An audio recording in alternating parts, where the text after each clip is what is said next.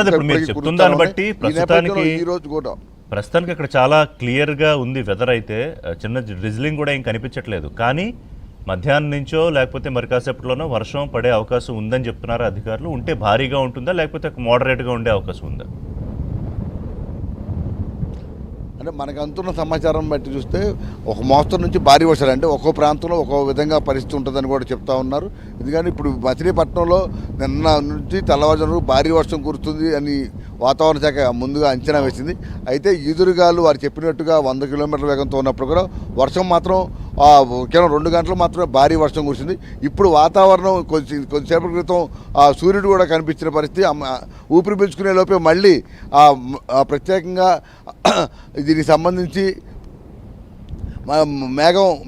మొత్తం మేఘావృతం అవటం, మళ్ళీ మబ్బు పట్టడంతో వర్షం పడే అవకాశం ఉందని కూడా అధికారులు చెప్తా ఉన్నారు. దీంతో ఈరోజు సాయంత్రం వరకు కొన్ని ప్రాంతాల్లో భారీ వర్షాలు కురుస్తాయి, మరి కొన్ని ప్రాంతాల్లో ఒక మోస్తరు వర్షం కురుస్తుంది. అంటే ఏదైనా కూడా ఈ మోతా తుఫాన్ ప్రభావంతో ఈ రోజు కూడా చాలా జాగ్రత్తగా ఉండాలని వాతావరణ శాఖ అయితే చాలా స్పష్టంగా చెప్తుంది.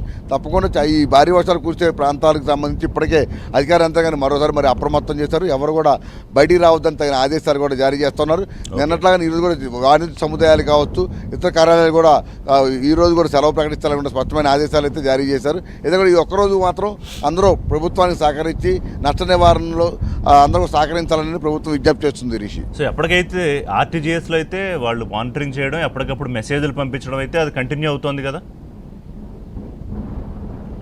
ఇప్పటికీ అవుతుంది. ఎందుకంటే ఆర్టీజీఎస్ ప్రధానంగా ఇప్పుడు ఈ మొత్తం రాష్ట్రం మొత్తానికి మూల కేంద్రం ఆర్టీజీఎస్ కేంద్రం. అందువల్లే ముఖ్యమంత్రి చంద్రబాబు నాయుడు నుంచి మంత్రుల వరకు ఉన్నతాధికారుల వరకు అందరూ అక్కడి నుంచే మొత్తం ఏ ప్రాంతంలో, అటు ఉత్తరాంధ్రలో విశాఖ, విజయనగరం, శ్రీకాకుళం కావచ్చు, ఇటు రాయలసీమలో తిరుపతి, ఇతర ప్రాంతాలు కావచ్చు, కోస్తాలో గోదావరి జిల్లాలు, కృష్ణా ఎన్టీఆర్ జిల్లాలు కావచ్చు, గుంటూరు, ఇలా ఎక్కడ ఏ ప్రాంతంలో ఉన్నా కూడా అక్కడ ఉన్న అధికారితో నేరుగా మాట్లాడే వెసులుబాటు ఆర్టీజీఎస్ కేంద్రానికి అనుసంధానించారు. అందుకని అక్కడ నుంచి మొత్తం మానిటరింగ్ చేసే విధంగా ఆ జిల్లాల కలెక్టర్లకు ఇప్పుడు కూడా హెచ్చరికలు జారీ చేస్తూ ఉన్నారు. కొన్ని చోట్ల ఇప్పటికి కూడా ఇబ్బందికరమైన పరిస్థితులు ఉన్నాయి.